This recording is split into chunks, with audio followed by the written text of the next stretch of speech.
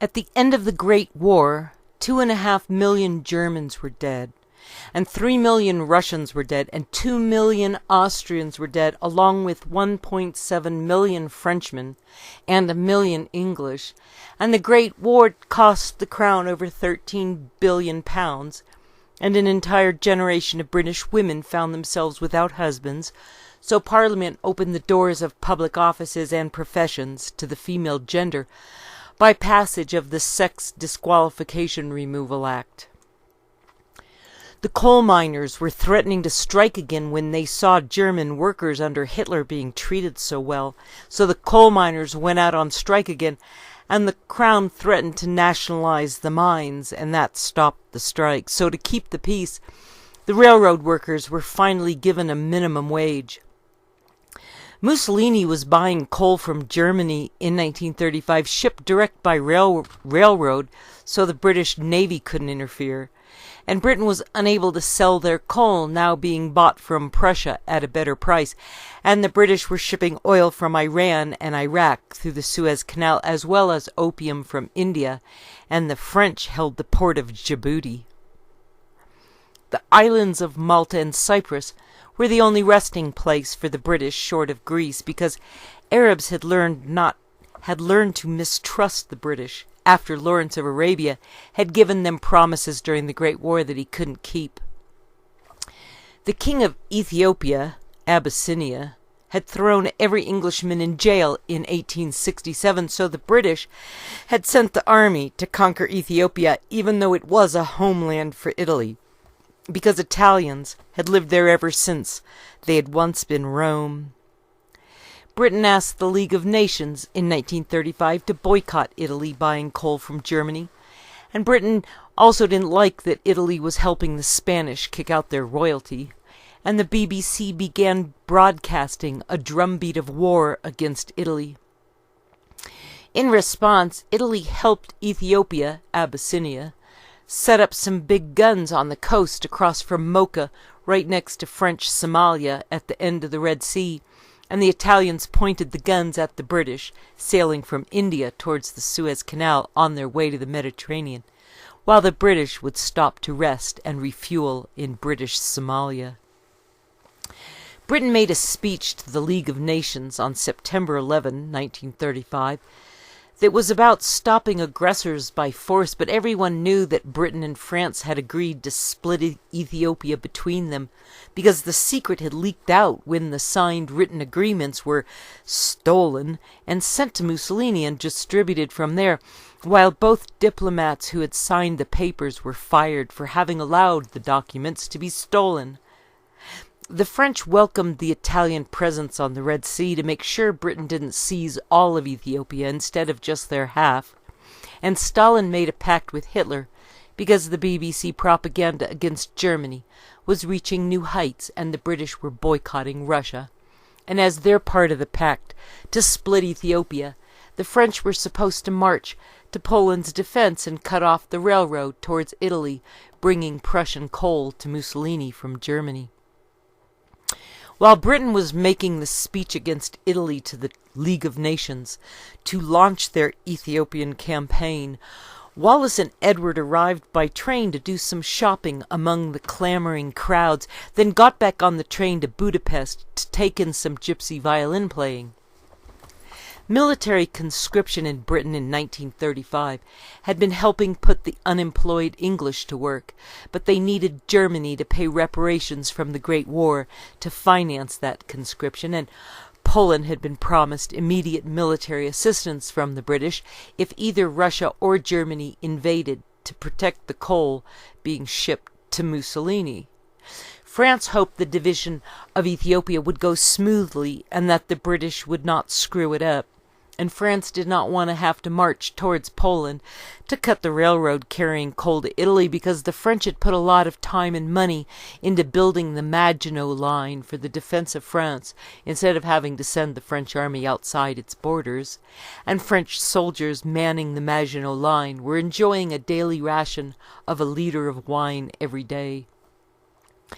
Churchill wanted military bases in Libya and Italy and Greece and Turkey, and Stalin wanted to know why the Soviets shouldn't govern Iran and Turkey because they shared a border, and FDR told Stalin he should keep his warm water port at Darien or Port Arthur, and Stalin sent General Zhukov to the Balkans to keep out the British. Italy went to help their countrymen in Albania, and the Greeks made the British withdraw to Crete. But Greece needed Italy to help force the British out, and for that, Italy needed German paratroopers, who were more than successful in the first ever military assault by parachute. The morning after the speech to the League of Nations on September 11, 1935, the British fleet sailed into the Mediterranean, having left England several days earlier in anticipation of the speech, and upon arrival were showing the flag, while Mussolini thought the British were just coming to divide Ethiopia between themselves and France. Mussolini sent his soldiers over to protect the French half, and Mussolini even thought he had Britain's permission and was certain there was not supposed to be any bloodshed. The Ethiopians were deeply religious Christians with an educated king and queen, and they looked down on the Eritreans next door as mere tribal folk. And on the 3rd of October in 1935, the Italians arrived in Eritrea and were welcomed by dancing natives delighted at the opportunity to brag about their Italian friends to their Ethiopian neighbors. It was Italy that had championed Ethiopia's admission to the League of Nations in 1923 over British objections that a country where slavery still flourished was unfit to be allowed into the company of civilized nations. The argument had collapsed when it was revealed that one of Ethiopia's largest slaveholders was the butler to the British minister and Addis Ababa, and that the minister was not disposed to deprive the butler of, quote, his life savings, close quote. In 1928, a treaty of friendship had reaffirmed the cordial relations between Italy and Ethiopia. World War II, Prelude to War by Robert T. Nelson and the editors of Time Life Books, Alexandria, Virginia, Time Life Books, Inc., 1977, page 154. The British called for a vote about Italy the week after Mussolini arrived in Eritrea, and all those doing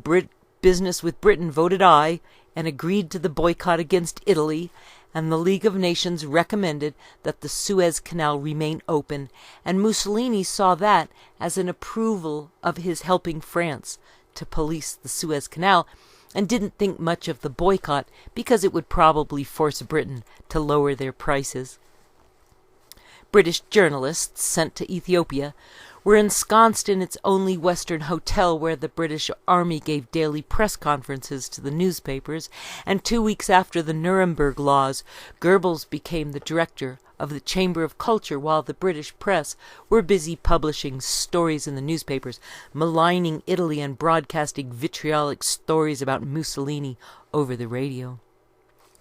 The Italians were appalled that the British had given inferior weapons to barefoot Ethiopians and were paying them to shoot at Italians, and because the Ethiopians were also shooting at Eritreans, the Italians gave Eritrea weapons to defend themselves, and World War II started to spread, mud hut by mud hut.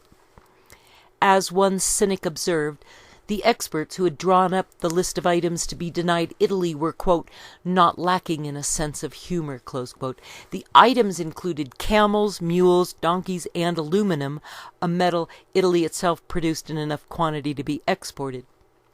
And though industrially important commodities like nickel, tin, and rubber were shut off, no embargo was placed on the sale to Italy of the fundamental raw materials of war, coal, iron, steel, and, most notably, oil, without which the Duce's motorized forces in Ethiopia were certain to be stalled. Behind the closed doors of the committee that had prepared the list, Britain and France had argued that depriving Mussolini of oil might drive him to spread the war to the European continent, perhaps starting with a quote-unquote mad dog attack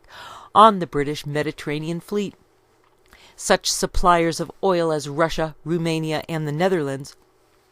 had seen no point in stopping their trade with Italy. They knew that Mussolini could count on continued imports from the United States, which was not a party to the sanctions, though Congress had passed a resolution of neutrality immediately upon Italy's move into Ethiopia and embargoed arms shipments to both sides. It had not banned petroleum sales. As finally approved by the League, the sanctions represented little more than a slap on the wrist, but Mussolini seized upon them to spur his people to greater effort, including support of a Buy Italian campaign. To ease the financial strain of the war, voluntary contributions of gold were invited and were soon forthcoming. In nationwide public ceremonies, more than 500,000 Italian wives and their husbands made a gift to their government of their gold wedding rings, receiving bands of steel in return. Another enthusiastic source of gold was the clergy, the Duce's staunch admirers since his 1929 accord with the Vatican, settling a long-standing conflict between the papacy and state. World War II, Prelude to War, page 151. The British went to Paris in December of 1935 to make a proposal to the French that Italy should be given the whole of Ethiopia if the British were allowed access to the Ethiopian king through a narrow corridor to the Red Sea, and Britain had sent Somalis from British Somalia in to shoot at the Ethiopians who didn't want to shoot at the Eritreans anymore. And the British hoped the Ethiopian king would beg Britain for protection against the Somalis, and the situation went from bad to worse as the Ethiopian king chose the Italians over the British in March of 1936, and the French agreed to let Hitler have the Rhineland if the reason Britain was spoiling for war was just to get money out of Germany to pay its debt to America. The Germans could make money flow like water from the Rhineland, where France had failed to motivate the German-speaking Rhinelanders towards more productivity, and when the British told the King of Ethiopia that he was in danger of being assassinated, the King of Ethiopia agreed to come from his palace through the narrow corridor to the Red Sea and board a waiting British warship that would carry him to safety in London. But first, the small Ethiopian king wanted to stop in the Holy Land to pray for peace in Jerusalem. The British took the Ethiopian king to the League of Nations in Geneva